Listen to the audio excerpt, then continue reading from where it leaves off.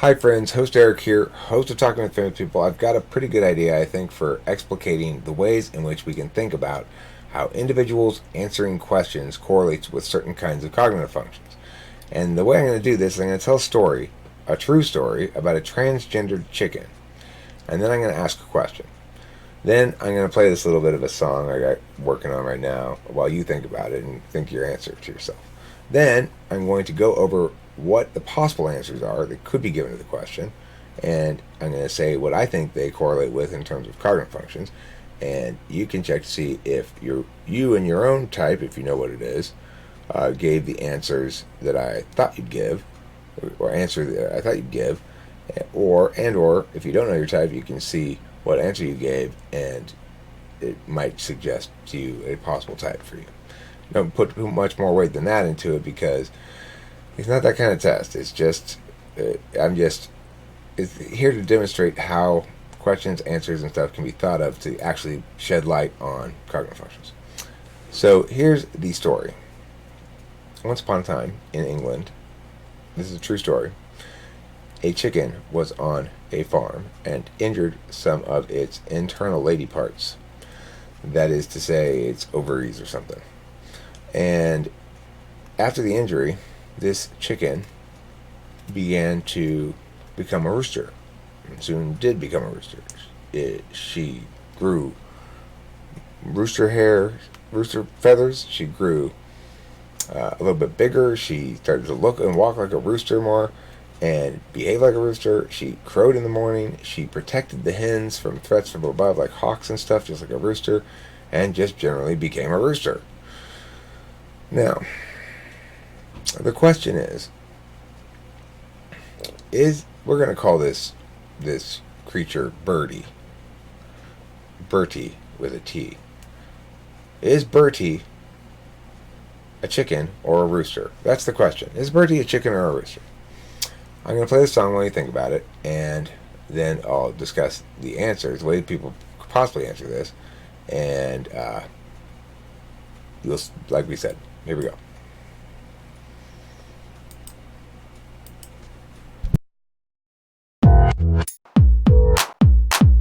Holding in the arcade, working under the table, in the mud.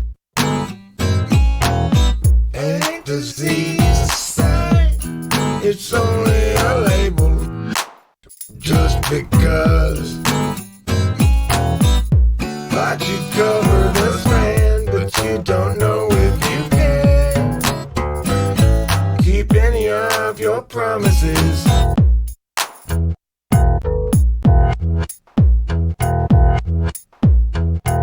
It's always best to take the ridge. Forceful ways are poor ways to bridge. Where lies crime? Is it just beyond caper? What means time when the past arrives later? It's an ace of spades falling on the table with a thud. It's of the highest grade, but wholly unstable. It's a dud. Tells you are her man, but you're not sure that she can keep any of those promises.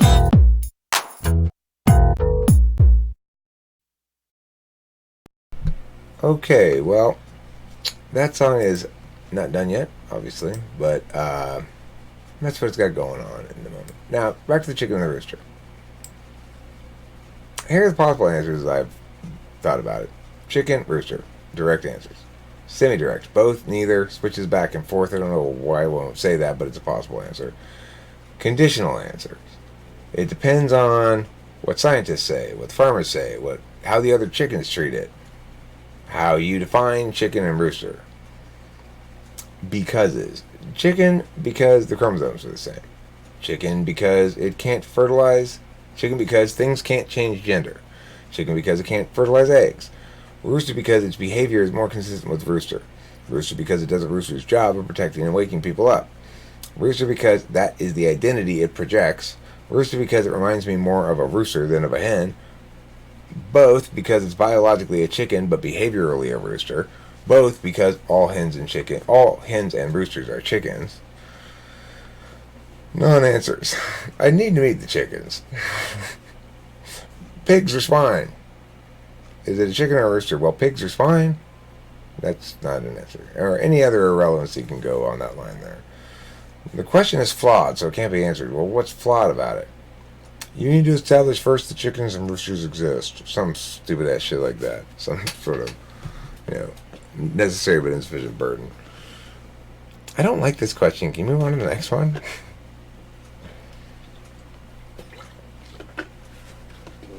Okay.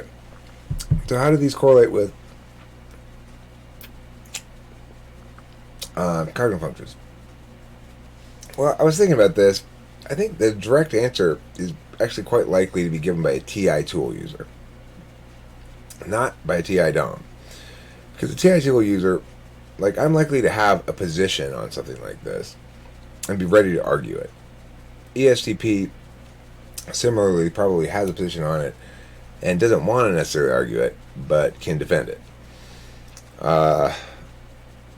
And that's from using TI as a tool function. It's instrumental. It's our way we approach problems. The first thing we do with problems is approach with TI, which means we want to parse it down. We want to parse binaries down. We don't want to have an inability to do so. So we're okay with taking a position on it. Semi-direct answers, both, neither, switches back and forth. Well, switches back and forth, I don't know who would give that answer, but both, that's a good answer. Could be TI1, TI2. It depends on the because.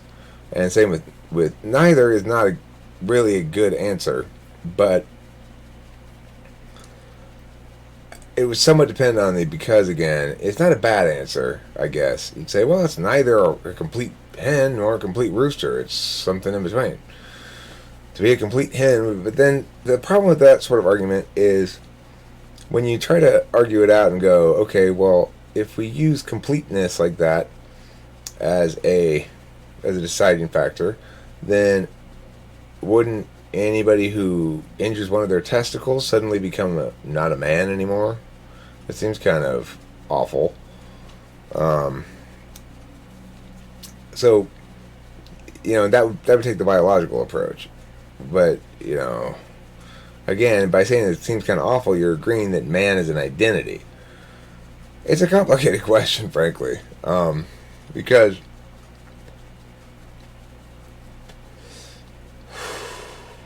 whatever answer you give, it explains a lot about. It reveals what you got to do argumentationally to establish all the various components of it. So where was I? So the conditional answers, if they say what the scientists say, there's going to be TE seeking probably without any. So probably ISFP might say that, if anybody says that. What the farmers say. That's a very instrumental approach to the chicken. So, I guess I would have to be probably a TE tool user, might say that, like an ISTJ. Or maybe an INTJ. How the other chickens treat it. That would obviously be FE tool, I would guess, would do that. Because I think SI tool would be a little bit. FE DOMs FESI might also say the same thing, because I think they find their SI useless kind of in this. There's not anything they've experienced before, this transgender chicken, where they know what the answer is from previous experience at all. So they're going to have to go to something else. Because chickens, because the chromosomes are the same. That's kind of a TI answer in general. Could be INFJ too gives that answer. Could be INFJ who gives the INTP, ENTP answers, for sure. Chicken because things can't change gender. Now, this would suggest to me FI. Because it's saying, not necessarily, but it's probably imposing a political thing about transgender people onto chickens. And so, if that's what it's doing, then maybe it's an FE thing, not an FI thing. I could see a NTP saying that, So, that's a tricky one. Chicken because it can't fertilize eggs. Well, That's a bad answer. So it would be, it's not a good, it would be like, I don't know, it'd have to be maybe, like ENFJ might say that with TE, and, I mean, with, no, maybe ENTJ might say that. I don't know who would say that. There's a bad answer. Rooster because its behavior is more consistent with rooster. That seems like an SE frame, right? You're looking at the behavior and saying, well, it looks like a rooster doing the things that a rooster's doing, so let's make it a rooster. Rooster because it does a rooster's job of protection and waking people up. That would seem to be a TE frame, or potentially an SI frame. In other words, if you're experiencing them doing something for you regularly, then they are the thing that they do for you in a role sense, then that would be kind of SI.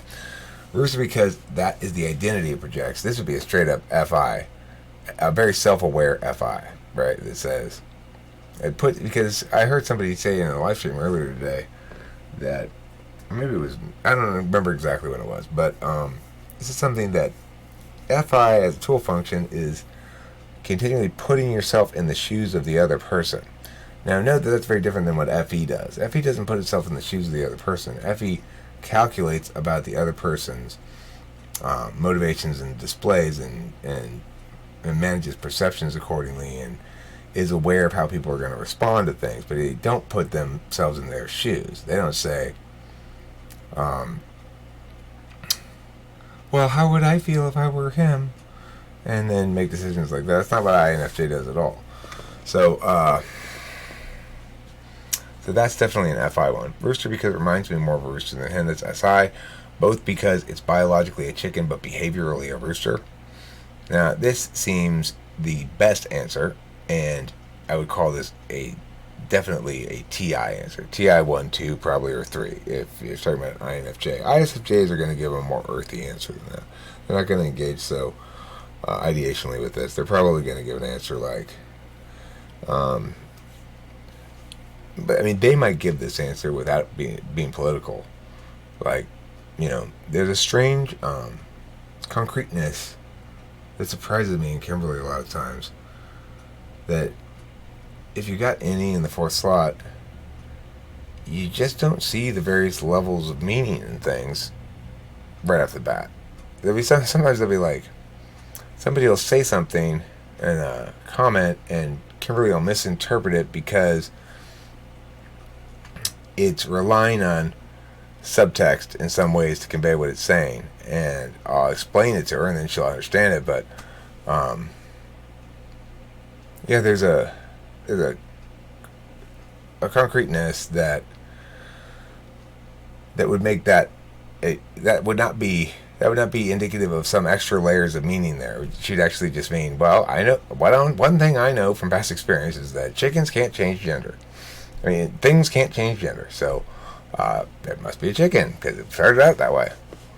That might be an SI answer that's not politicized at all, and people would assume it would be politicized, but that's not that kind of level of intuition that they have. They don't understand how all the different meanings that something they say is going to be interpreted by other people necessarily. Even though they've got FE, the tool function, they can intuitives can intuit way too much from what they say. Both because all hens and roosters are chickens. This is the trickiest answer. I would say this is also probably a TINE answer.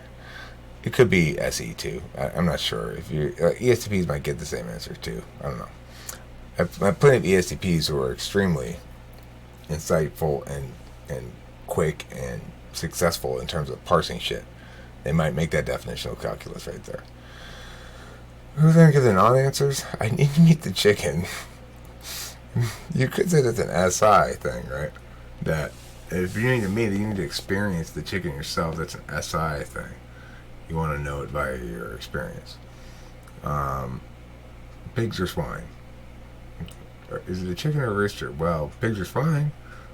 That's shifting ground, irrelevant, non-answer. You can put any kind of irrelevant, non-answer, non-sequitur on that line there. You got to think that's probably a FI tool. The question is flawed, so it can't be answered. Now, what that who's going to answer that is going to depend on the because. If they're answering it like if it's some sort of actual critique of the question, even if it's a bad one, if it's something like, well, because you need to first establish that there's a real distinction there between hen and rooster, or you need to first show that the chickens actually even exist before that kind of bullshit. Well, then you're probably talking about a TI Dom or maybe an INFP who's reaching or something. It's not a good argument, but it's the sort of thing that they're probably a young one, you know. I don't like this question. Can you move on to the next one? Probably an ISFP or an ESFP would say that, I would guess. So there you have it. Is it a chicken or a rooster? Please share your thoughts about these questions, how different types might answer them, etc. in the comments section. I appreciate that. And remember, I am not saying that a TE Dom is necessarily going to say this, or that if you're a TE Dom, you'd never say this thing that I'm talking about for TI. Remember, this is not so much a test at all. It's pointing out that there's probably correlations between attentional habits and how one approaches questions like this. So there's probably information to be gleaned from whether it's a straightforward answer or a semi-straightforward answer or a conditional answer. Forgetting what the answer is entirely, right? Just saying what class of answer is it. And then there's additionally probably information to be gleaned from the becauses. And of course, it kind of shows you could, in theory, make this like a checklist. Which answer do you want? Pick one. Pick one from the first three categories. Pick one of the becauses.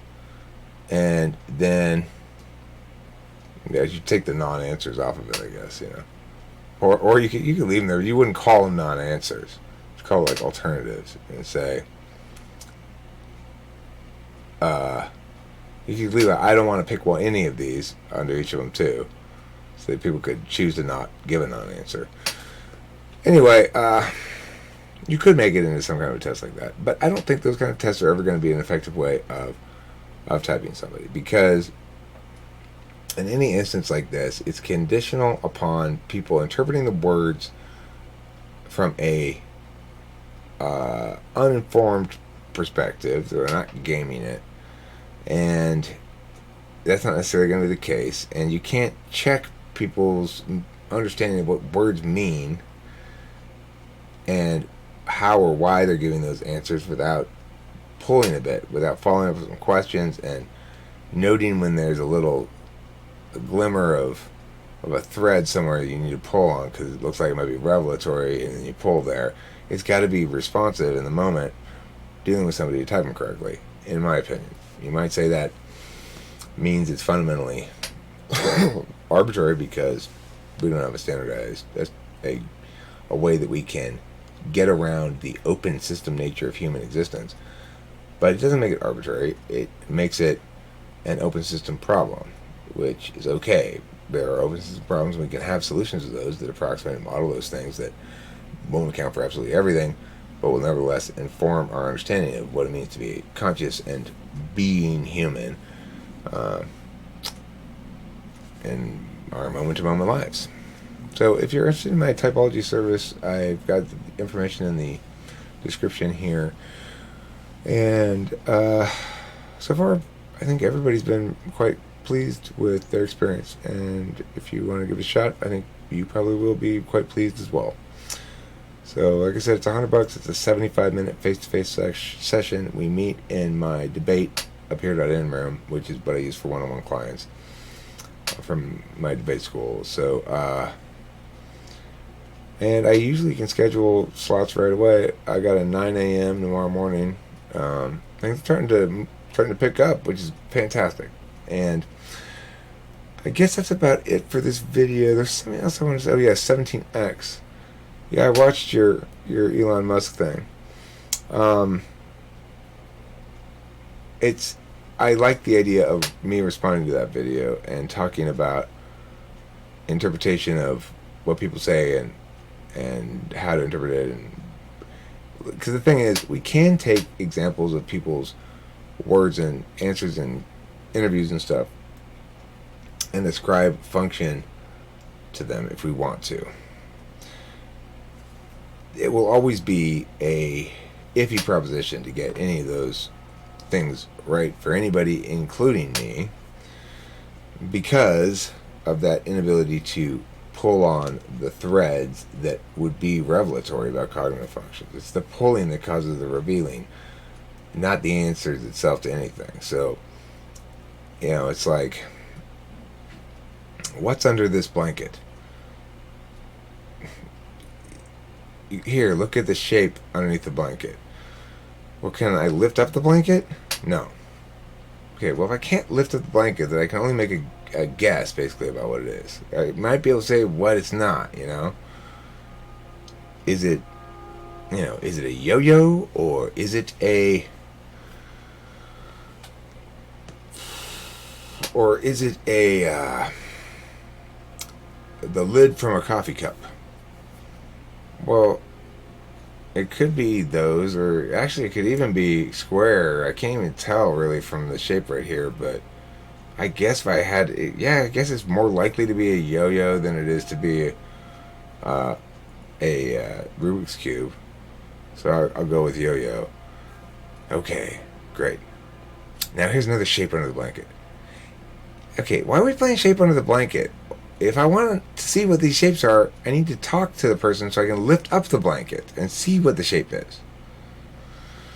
Anyway, that's the problem with that idea. But I do get the fact that it is plausible to say this series of shapes, even though I can't lift up the blanket, I can say, okay, well, this is definitely not a Rubik's Cube, because I can see that it's way too flat for a Rubik's Cube. And, you still might be wrong, because there might be an indentation in the mattress. It means it's bigger than it looks like.